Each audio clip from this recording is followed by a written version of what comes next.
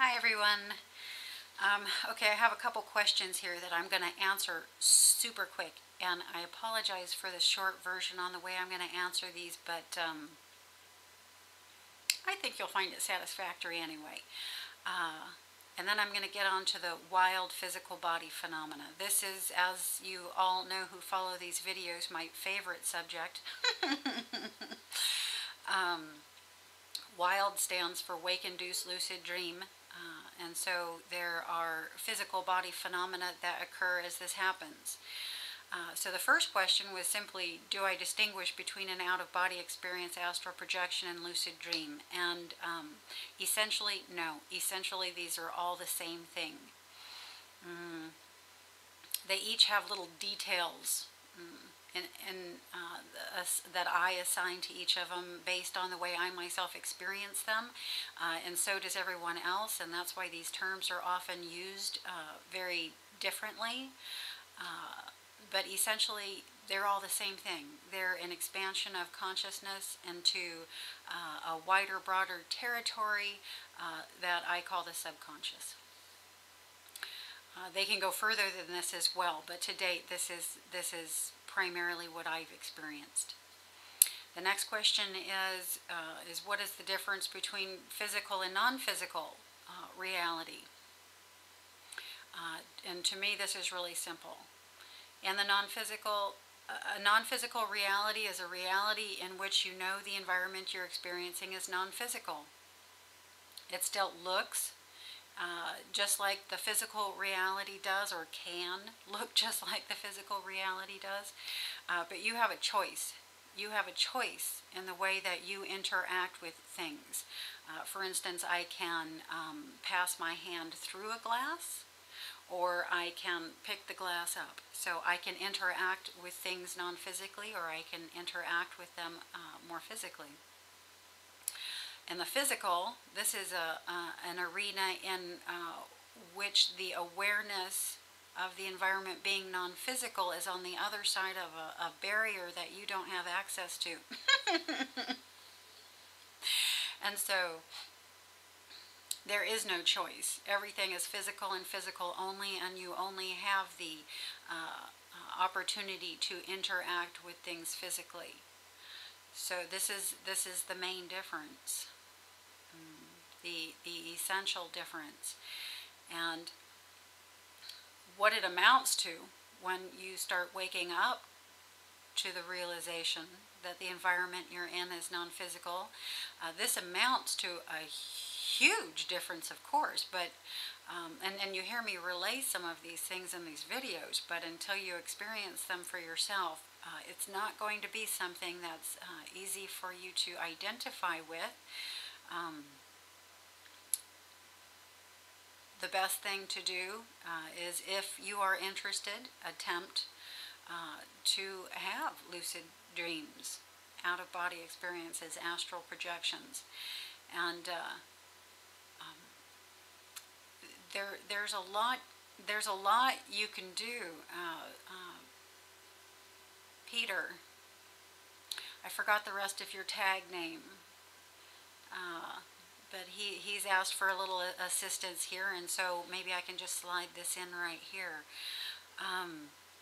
The first thing I would do, if I wasn't if this hadn't spontaneously happened for me, which it did, and I had just heard about it, got interested, like meditation, and started trying to practice for it, I'd clean up my diet, I'd keep my body clean, and I would keep the space, especially the space that I sleep in, clean. These are all things that I did for meditation as well. These are just things that help, and you'll find out why they help when you start doing them. I would go to bed at the same time every night. I would meditate prior to going to bed. Just setting my intent, getting clear, focusing my consciousness, learning how to keep it in that awake state while in a place of rest, and then lay down and attempt to do the same thing for as long as I can. I would keep a dream journal. Periodically in the night, I would, if I wake to go to the bathroom, I would, before I got up, I would bring the recall of what was just happening, and I would write that down. In the morning, I would do the same thing. Every day, every day, every day. Keeping the diet clean works for me. Drinking lots of water works for me. Getting outside in the sun every day, just for a little bit, works for me. Walking barefoot works for me.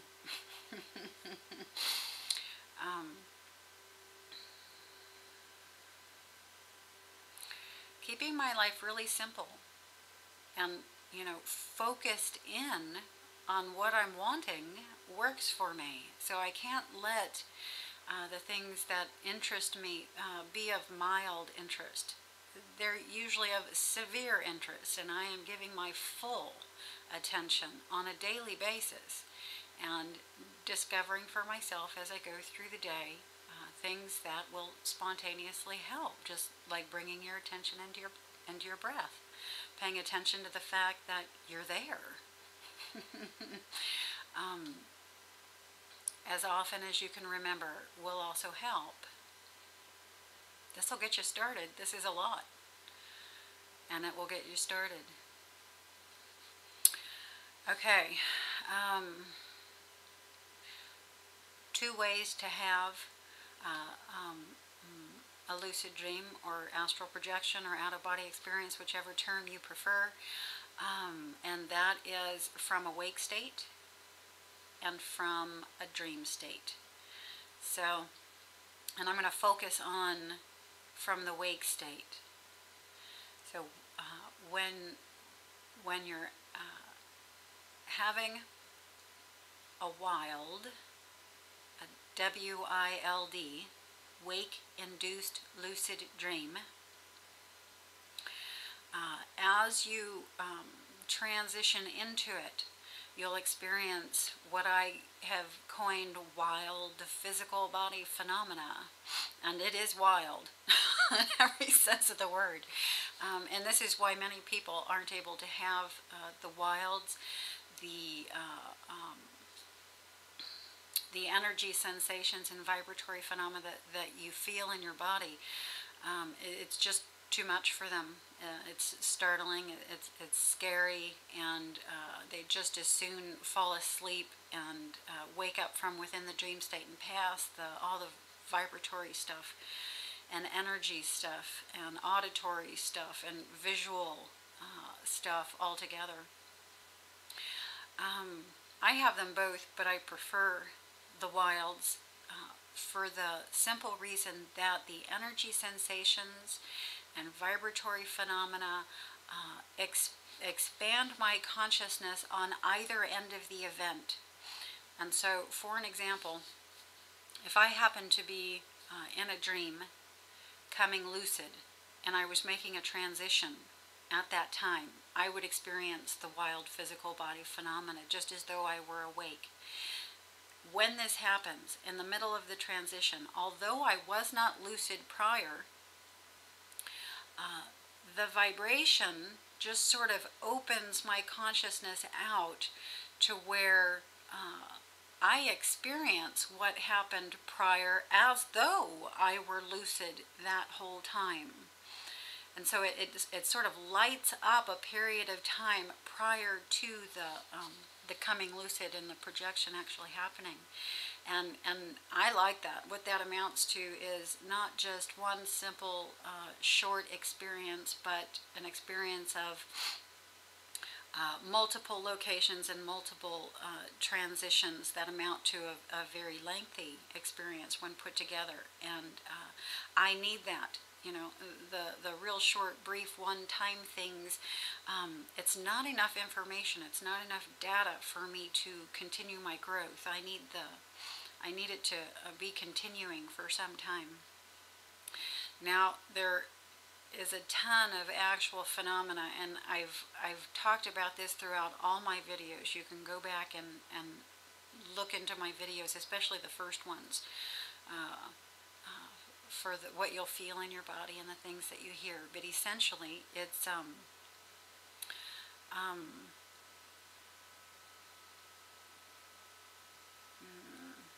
feel yourself bilocate.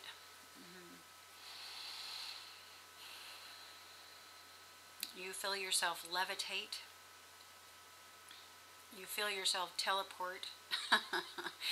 um, you feel all manner of energy sensations that just can feel like anything. They can feel like you're being poked or stabbed or strangled or just touched. You know, you'll feel hands on you.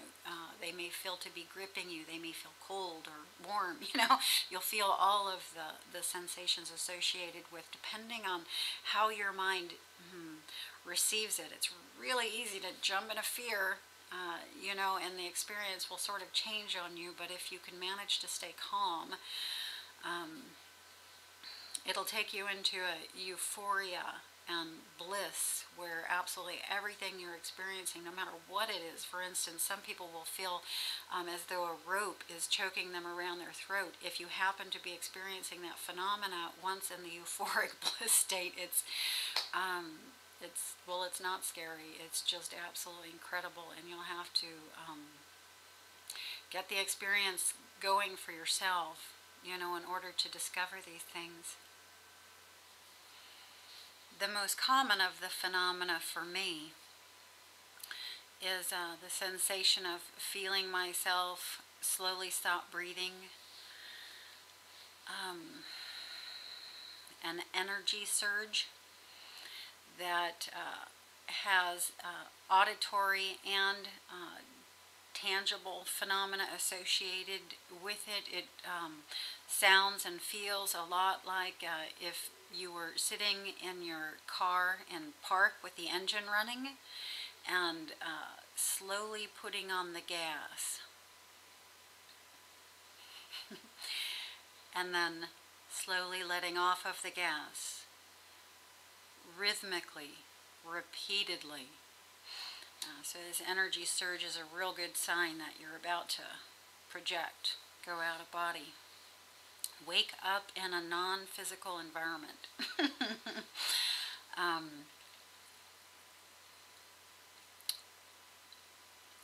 Multiple others as well.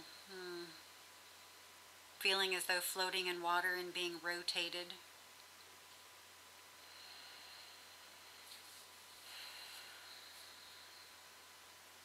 Hearing conversations. You're about to open up into an environment when you start to hear the conversations. Visual hallucinations, visions, that may be so out there you don't even know how to there's no words for them. Much of the time this phenomena happens for me, I can't word it yet. I generally will describe some sort of mandala or brightly colored computer chip, and this is just the way my mind is assimilating it into something that I can word, but it's actually just so much more than this.